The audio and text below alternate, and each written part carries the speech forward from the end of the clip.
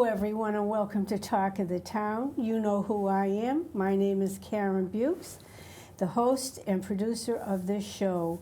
Tonight, I have a dear friend on. He happens to be running for selectman this year.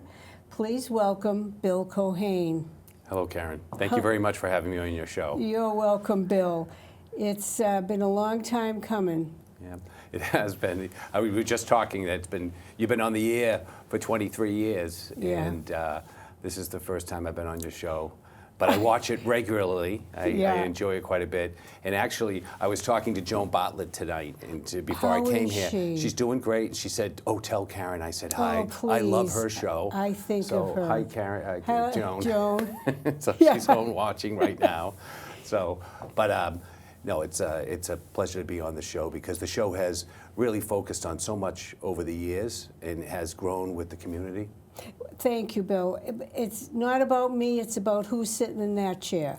Yeah. And I like to showcase people that are worthy. And when I say it's a long time coming, you volunteered yourself for many, many years, over 20 years, it was 25 years. Mm-hmm. That's where I first saw you on town meeting floor. Why don't you, for the two people who don't know you in town, tell them who you are, what you've done. Okay. Well, I grew up in Plymouth, and I went to high school here and grade school, and I went off to college, and I had an opportunity to travel around as a field organizer on community organizing. Yeah. I ended up in Washington, D.C., and in that capacity, I learned the legislative side of the process. But I really wanted to come back to the town I grew up in because I wanted to put that knowledge to work in the community. I had gained this information outside of Plymouth through my education and through my work, but I wanted to come back and give back to Plymouth because I always saw Plymouth as a very unique place. Mm-hmm. Growing up here in the 70s and the 80s, it was, it was a picturesque, beautiful town, and it was growing. And it has the ability to grow, but you were always worried about how it's going to grow and affect the quality of our school system, how it's going to affect our cost of services. I gravitated to this idea of conservation and preservation. I was very concerned about where we were going as a community in terms of the loss of these resources and what that might end up costing the town of Plymouth. It's great to be environmentally conscious and believe in conservation and preservation, but it has to economically make sense in the end for the residents of Plymouth and the municipality. So you need approaching it in a balanced way. In a balanced way, because you are reasonable when it comes to economic development, even though you're a green guy. But I've known you long enough that you are fair. Yeah. So, and then there's the other side of you where, what did you do? What do you do? Well, having grown up in Plymouth and come back to Plymouth, I began working my own small business in terms of real estate. I work for Keller Williams Realty, and I work from Boston down to the Cape, and I specialize in residential and commercial.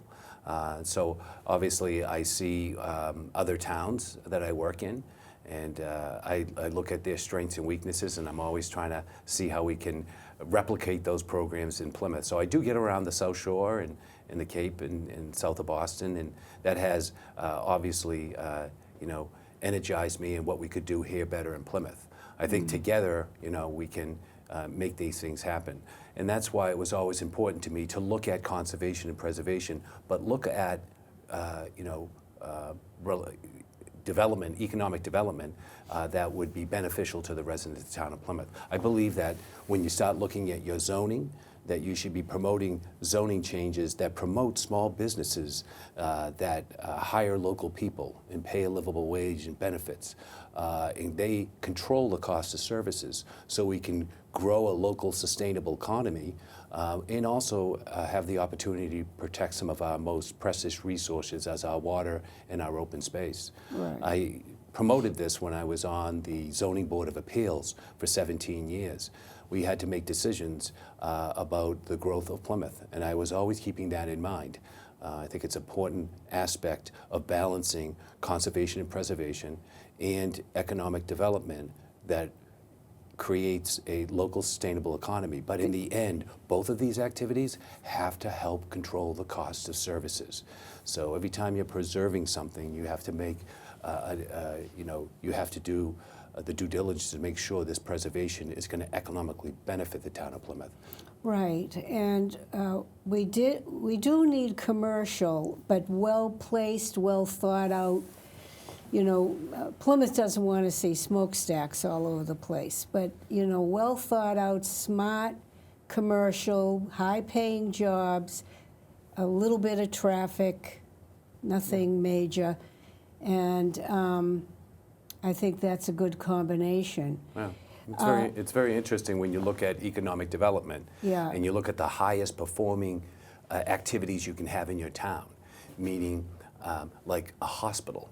Plymouth has a hospital. Anything we can do to assist the hospital in its ability to provide services, they're also providing many jobs. Along with educational institutions. So we have the schools that are operating in Plymouth in secondary educational levels.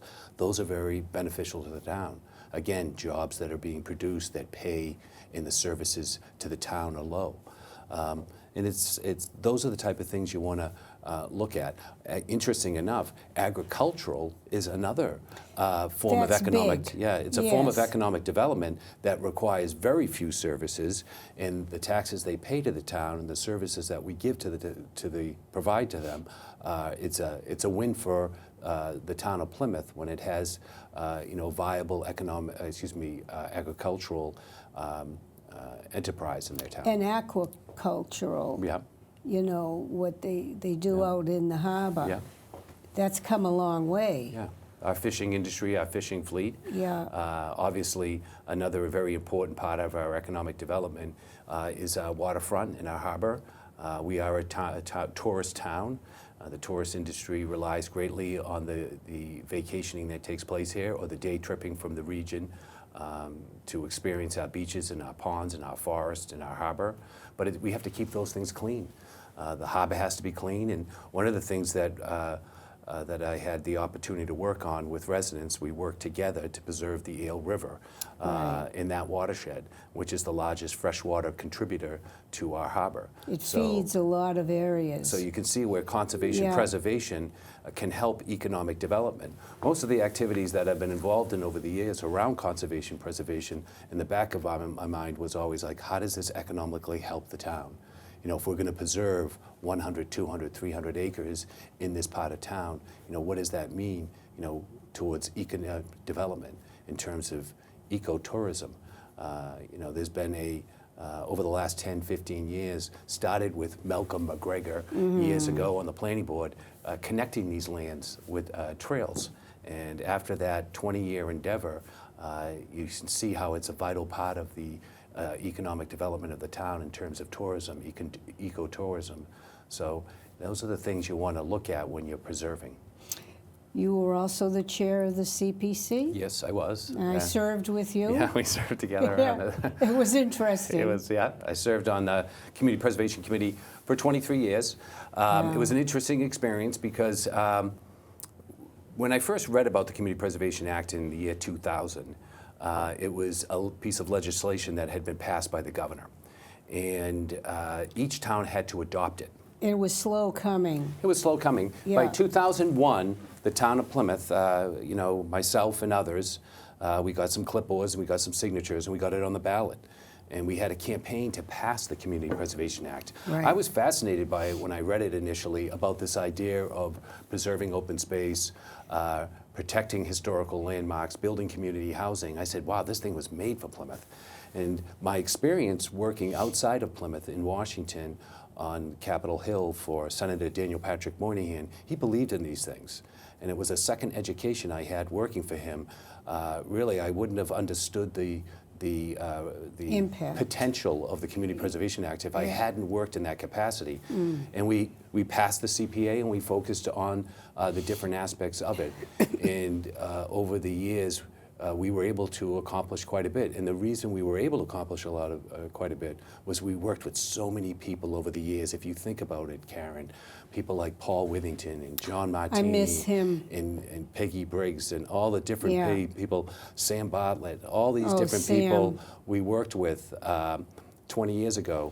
Remember going to the sheriff's department and fighting for that land? Yeah, I the remember county farm. going with Loring, and Yeah. you were there, Yeah. and Loring Tripp, and we fought for that. Yep. Yeah. Yeah, the places like that. But that's a great example of how Plymouth functions. Plymouth has great potential. And the potential Plymouth has is its people, the human capital of Plymouth, people like yourself and all the people that we've worked with over the last 25 years. These people bring enormous talents to the table. And Plymouth thrives on its residents who are enthusiastic. Volunteers, yeah. They make a difference, and they change Plymouth for the better. Well, it's passion for where you live. I really don't see it maybe in other areas. There's always an agenda in Boston, you know. Down here, it's you just want to make things better. You want to help somebody achieve something good. Right. That's my objective. Right. And it works here. Yeah, it does. It does. And right now, Plymouth is going through a very important process, and that's the master planning process. And I've been able to go out to these neighborhood meetings and listen to the residents about what they would like to see the future of Plymouth be. And many people do talk about conservation preservation, but they realize is you can't really afford conservation preservation if you don't have a local sustainable economy. So you need to grow in a manner that is providing those things that we talked about, good paying jobs and low cost of services. Well, we got really doubly hit this year with the electric bills. Yes. And it's mind-numbing. Right. I mean, people in small little homes or apartments are paying over $1,000. Right. It's to pay for green initiatives that the governor wants. Right. I get it, but this is too much. Yeah, I think what we have to be focused on, Plymouth has an energy committee. It has the Board of Select, which I'm running for. Yeah. The election's May 17th. Yes, and, May 17th. I'm running for that position. I think that when you're confronted by a crisis like this, that it's important to work with the local and county and state officials all to of them. find some resolution. Because we are, in the end, governmental agencies, working to try to, address this issue that a private company is imposing on us. So there is an importance of protecting the privacy. You have a company that's private, and you have government agencies. They can regulate, but you have to be very careful in terms of how you can bring them around. And the only way you can bring them around, and the citizens are already starting that process, is getting the local officials to work with county officials and state officials to find some way of resolving this cost. Because it is because it's not only the electrical costs that are making it difficult for residents to live in Plymouth. It's the taxes that they're getting locally, and that's something that we have to address. I truly believe that if you develop a town in a manner that limits the cost of services, that's where you can save the residents from higher taxes. And it's a balance of conservation and preservation and smart growth around zoning changes that promote local businesses, that build a sustainable local economy. These are things that we need to work to locally.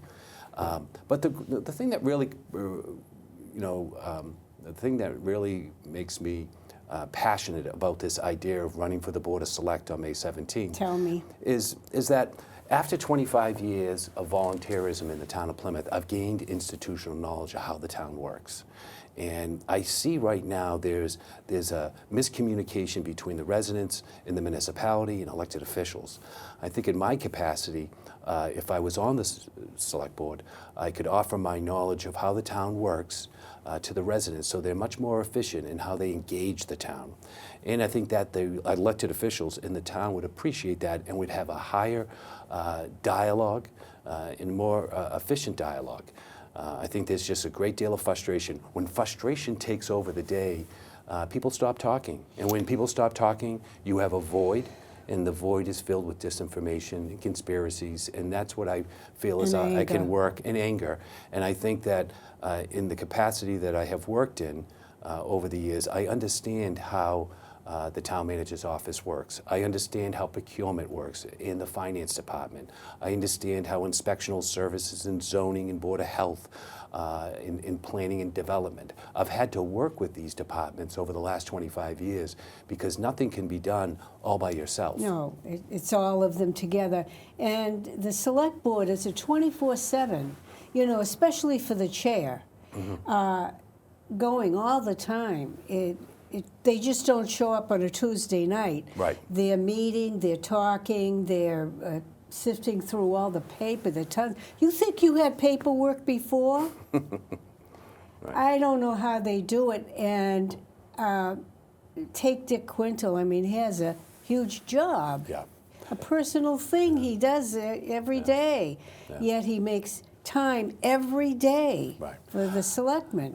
When I began in my volunteer capacity, and so doesn't Charlie Bletzer. Charlie Bletzer is everywhere. Right. So, I mean, these people really that's a type of person that has to sit on that board. Right. I think that one of the things, I'm not afraid of paperwork. I'm sometimes accused. No kidding. I'm sometimes accused of producing more paper. When I was chair of the CPC, myself and the other committee members, we were committed to this idea of a briefing book. We were going to get all the information and give it to the town meeting members to make their decision. But I came across that idea because I looked at other select board members over the years, and I remember Dr. Rushforth. He was. I miss him too. Yeah, he did a great. One of the things that really fascinated me about his effort was his due diligence. He researched everything, he looked at everything, and then he would compile that information and provide it to his fellow board members to make them more efficient. And I've always been interested in that process of understanding the paperwork they're giving you and organizing it where that it's understandable. So I understand the workload that the select board has to take on, and the importance of being everywhere in the community, representing the town and engaging residents, because the select board members are the eyes and the voice and the passion and the concerns and the hopes and dreams of the residents. And they take all the arrows. They do take all the arrows, but that's, you have to broad shoulders. Yeah, you have to really be able to take that. I'm a middle child in a large family, so poor kid. So I was one of 10. So as the fifth member, I got knocked around a little bit, but you learned from both ends. Yeah, so I'm not afraid of that. I know, and your father was quite respected in this community. Yeah, my dad was area director of mental health in Plymouth. Yeah. And in his retirement, he served on the FinCom for many years. Yes. But my father taught us around the kitchen table with my mother the importance of giving back to your community, being involved in your community, being engaged in your community. Yeah. It's important to, be focused on your family and your friends, but there's something else that's wider that's important to us all, and that's passion for our community. Passion, and that's what it takes, dedication and passion. Without an agenda, do you know how rare that is? You don't run across people like that all the time. And I just think that you'd be a bridge. I'd hope to be a bridge, because I think that's the thing that I did in most of my capacity of my activities on committees and boards, was also always gathering information and providing it for people so they could make a good decision. That's the basis of my community involvement. I truly believe that we can make a difference in our community by working together. But we can't work efficiently together if we don't have all the information necessary to make good decisions. And you can't do that alone. It really requires everyone being involved in this process as much as they can be. What do you think of the infrastructure of town? Well, parts of town? well, I guess, Plymouth is a very large town. I tell people, it stretches Sometimes it takes over a half hour to get from one end to the other. could even much longer than that. Longer than that. I always say to people, if you took Plymouth and you stood it on its head at Kingston and flipped it over, it would hit Weymouth. So you could get from Weymouth to Kingston, all those towns into Plymouth. Plymouth is 22 Huge. miles long and nearly 15 miles wide. So it's a very large town, and it's made up of villages and neighborhoods and traditions and people in history. Whether it's North Plymouth or West Plymouth or downtown Plymouth, or whether it's Manomet or Cedarville, or Buttermilk Bay. whether it's newly developing neighborhoods like Red Brook and the Pine Hills. Plymouth is made up of a series of villages, and they have distinct needs, and that's one thing. I may have grown up downtown Plymouth, but I have always taken an interest in the entire town, and I understand what those villages struggle with. That was the gift of the Zoning Board of Appeals. I had to hear cases from all over Plymouth, so I learned about the problems they were having with traffic in Cedarville. I saw the problems that they were having in West Plymouth and North Plymouth as a result of the growth that was being put upon these neighborhoods where these people were living. Yeah. So it was an education, and I hope again that's Carry information. that forward. Yeah, that will be the gap to help Yeah. people understand how they can have a better town by working together. Well, it's the only way that it works. Right, Together. right, With, staying calm, right. which I am at fault at not staying calm. Right. But I think I've earned it after 81 years. I don't have to stay calm. But so what else do you see? I know you like to keep things positive and not a negative guy. So what positive things would you like to see? How about that initiative that the town manager's bringing downtown to make it cooler, to make it prettier? Yeah. What do you think of that? Well, over the years, myself and others, we've all worked together to make downtown a more enjoyable place to go and do business and work. But we've also seen a renaissance take place with the development at the Center for the Arts, for the Spire Theater, the new town hall complexes. These things revitalize down Plymouth. Now downtown Plymouth is poised, and I think the town manager's initiative and the Department of Marine and Environmental Affairs, their initiative around green spaces in our village centers that are being promoted by the Climate Committee. These are, in the Open Space Committee, are very important to our downtown. We have to add more green space to our downtown, more shade trees, break up the materials that we use for our streets and roads and sidewalks, and start introducing things that are less impervious, that can take the heat more strategically. A few years back, we had a really interesting initiative at our town square by the National Memorial Meeting House, by the Congregational Church, by our 1749 courthouse. That's our town square. Right. And that is probably one of the most significant historical longitudes and latitudes in North America. We can point to that square where the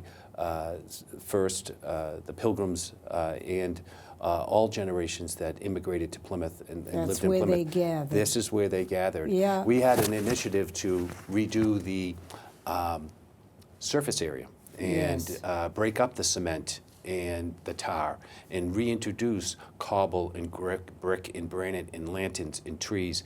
An interesting thing was at Town Square, there was a tradition of 4 large trees in the square, flanking the square. And it may have come from the original people from the area. They met under 4 trees, and they would gather. The Pilgrims took this native tradition and incorporated it into their town square. For many years, we had these 4 trees. I've seen the photos. Yeah, the last one blew over in 1954. I think it was Hurricane Carol that maybe knocked it over. But we'd like to see those trees come back. And it's great to see the initiative of the town looking to add more shade trees to our downtown. I hope they're flowering too, because there's nothing more pretty than a flowering tree. But there are other village centers that we have to focus on. Manomet has a great deal of potential. It's a beautiful seaside village.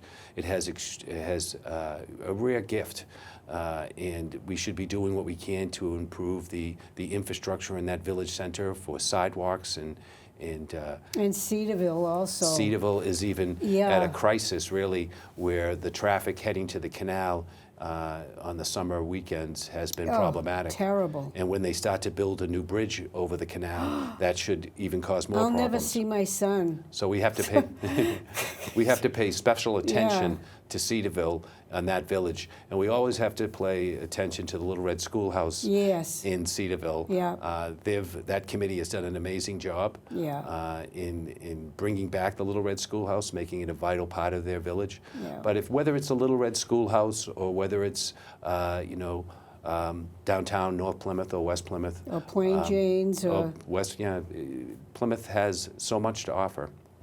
It really does, and in my opening credits there, I touch every part of town. Right. And Talk of the Town is that, you Right. know, it's about us. Right. And that's the best part, or else I would have given up the show a long time ago. But I like having people like you on because, and I really mean it, it's not funny.